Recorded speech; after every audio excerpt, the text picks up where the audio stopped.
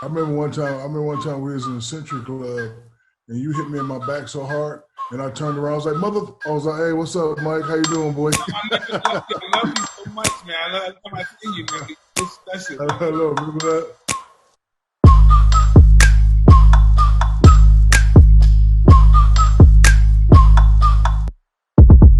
This is Safe Distance. This is Mike Tyson, and I guess it is the great Shaquille O'Neal. What's going on, Shaq?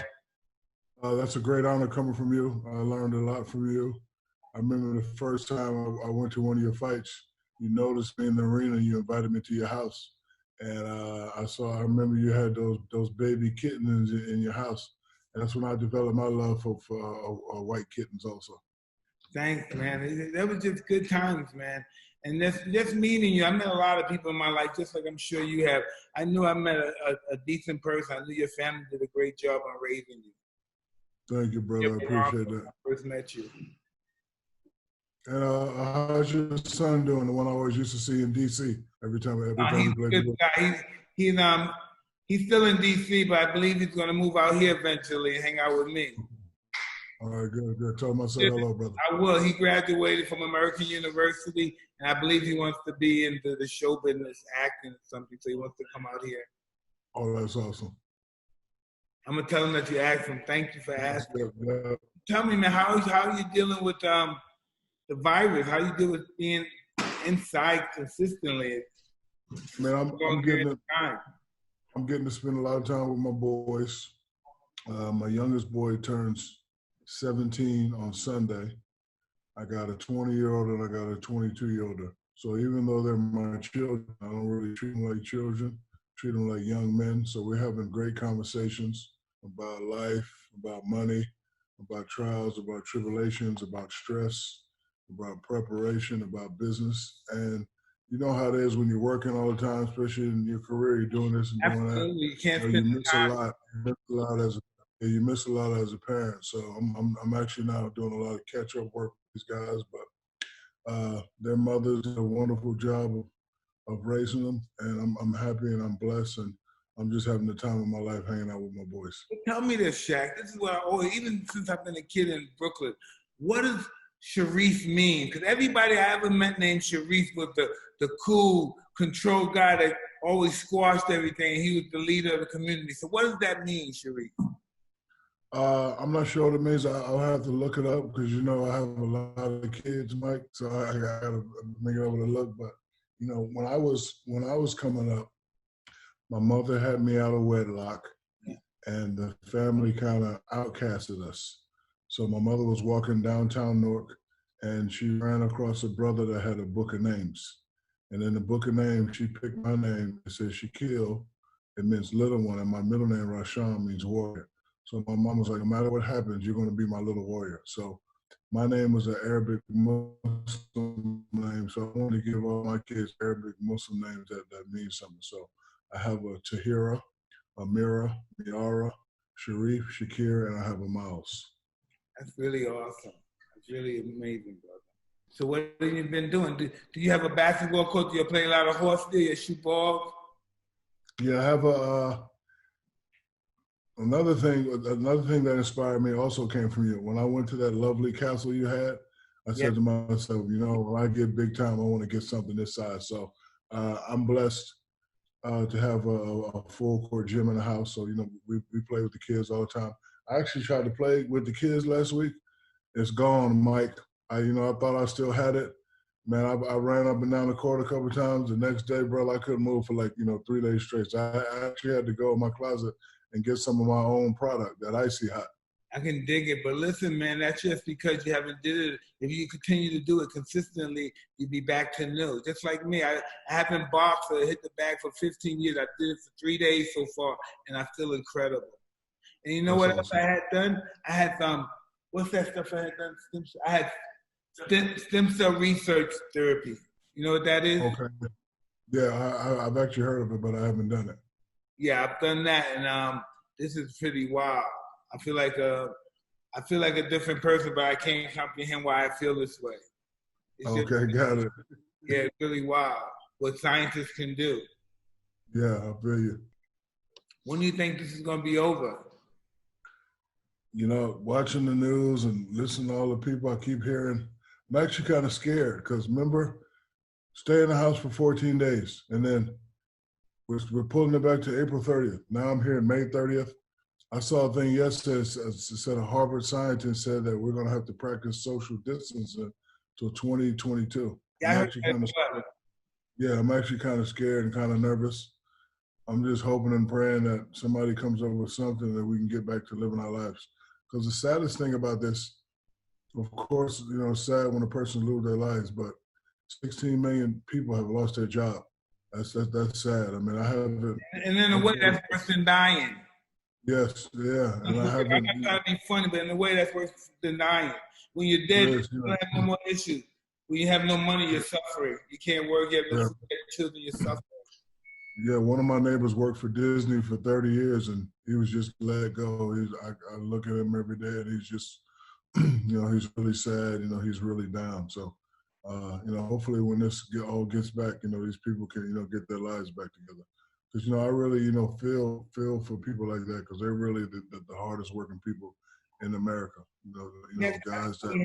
no, Shaq, and that's why we have an organization called Standing United, because we really contribute to giving to the people less fortunate, like the homeless and the drug addicted, and people from those aspects of life. And I never knew the power of giving and helping people till I really started indulging in it. And I'm really happy Right. to indulge in that type of life now. Yeah, I actually been watching you your whole career, and you're doing a lot of positive things. I want to commend you on that Mike Tyson stand-up show you had in New York. Thank you, my friend. Genius. Thank you. My wife You did helped me out, but my wife did a pretty much wrote everything. you did a perfect job on that. I mean, I watched that like 10 different times. You were honest, you told the truth, and you were funny as shit. You really were. Thank you. You know, I had to tell the truth because everybody saw it. They know what the truth is. I remember one time we was in the Century Club, and you hit me in my back so hard, and I turned around. I was like, "Mother!" I was like, "Hey, what's up, Mike? How you doing, boy?" I love you so much, man. I love every time I see you, man. You're so special, man. Hello, remember that? It's just so awesome, man. Yo, listen, how's your family? How's your mom, your stepdad? My stepdad passed away about 7 years ago, but my mom lives around the Yeah, corner. bro, I never knew, but I'm sorry to hear that. Thank you, I thank can you. always watch him on television, and he was such Yeah, a disciplinarian. yeah, he was, and Awesome. he. So my mom lives around the corner. She's doing fabulous. My youngest sister passed away a couple months ago, so it's kind of been hard on the family. So I'm my sorry to mom's.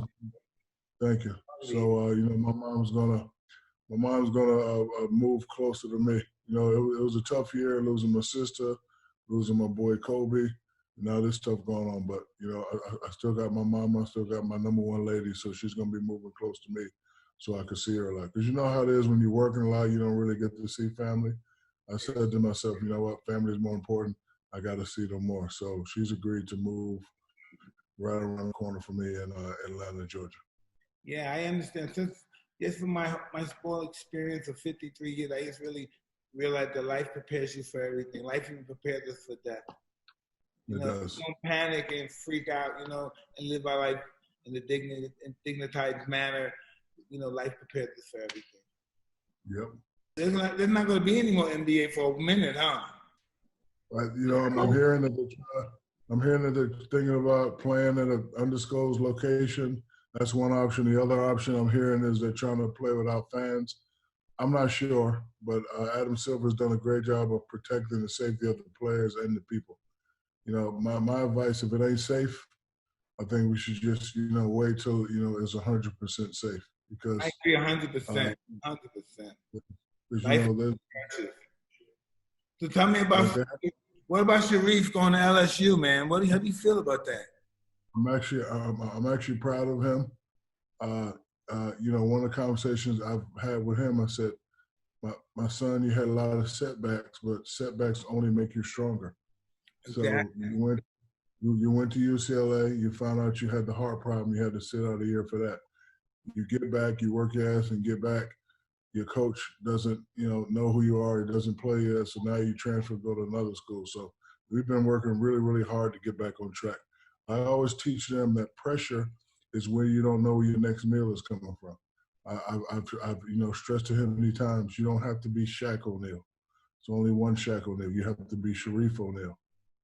I explain it to my children all the time. You don't know what it's like to starve, son. You don't know what it's like when you come outside, you know you got to hurt somebody for some food. You don't know that feeling. I don't want you to ever know that feeling. I agree. So tell me, what have you been doing? What have you been watching? What is your guilty pleasures?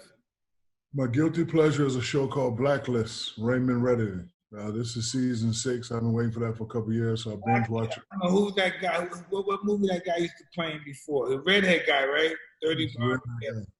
Yeah, I love him. Then I've been watching Ozark. Yeah, my wife is so strung out over it. That's really funny. My wife thinks that's the cat's meow. Is it really? Yeah, it's pretty good. I like it. And then after I get done watching my shows, I always go back to the movies that always inspired me. Paid in Full, Menace to Society, Boys in the Hood, Godfather 1, 2, 3, Scarface, stuff like that. Yeah, I knew those guys from Paid in Full. Oh, you did? Outlaw and the Boys? They were very interesting people. Yeah. Very interesting people. You know what? When I always see stories about guys that I know that's in that kind of life and stuff, they never really articulate how bright these guys are. Right. You know, they always say these guys are gangsters, they're killers, they're savages. For them to get to the level that they got, they came from nothing to be heads of multi-million-dollar organizations from the streets. Right. Yeah, I had a couple. I had a couple guys from my neighborhood who grew up to be a very, very big. Yeah, listen, they don't know. That's harder than me. Listen, that's harder than becoming a champion of the world. I'm not getting shot at every day, every weekend. I know, right? It is, yeah. Absolutely. To have a life, to live 10 years, 15 years in that life, man, you're an OG for real. You're a grandfather OG. Triple OG. For real, man. I'm just very grateful that God had so much mercy on me and steered me in the right direction. At least I believe this was the right direction. But I had to deal with that life in order to find the direction. Right. Everything happens for a reason. Nothing's coincidental, I believe. I agree. All right, so we're going to let you go, and I very appreciate your time here. And whenever you need me to do your show, I'm here for you. Don't even question it, my friend.